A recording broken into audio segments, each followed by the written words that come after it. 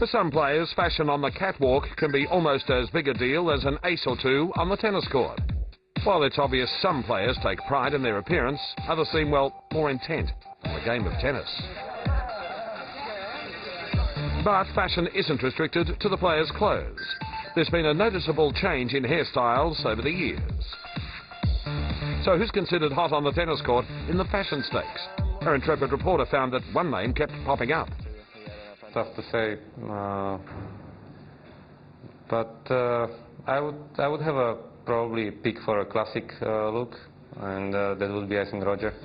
He's very classic, and he always looks always good on the court. You know, maybe it's a game or the style he's playing plus the clothing that he has, but I think he reminds me a lot of Sampras, you know, like a gentleman on the court. So Roger is pretty on court and out court. It's pretty classic. I like it too. Mikhail Youzhny recently played Federer. Mikhail had plenty of time to examine the champion's style, fashion style that is. So what did the Russian think?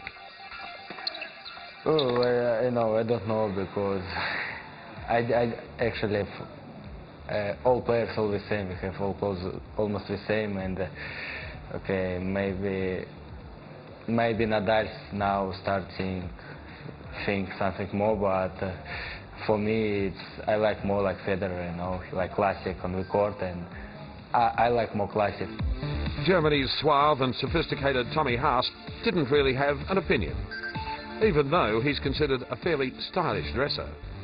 On and off the court, I really don't follow too much on the fashion tour, because most times I don't really care too much what my fellow tennis mates are wearing, to be honest. You know, I look at maybe different people wearing different clothes, not the tennis players. Sweden's Soderling was another who confessed to not thinking much about fashion on the court. But he did make an important point about footwear. Clothing-wise, I just play in whatever they get me. I think it's the most important thing is the shoes, of course, when you play. I mean, clothes, I don't really care.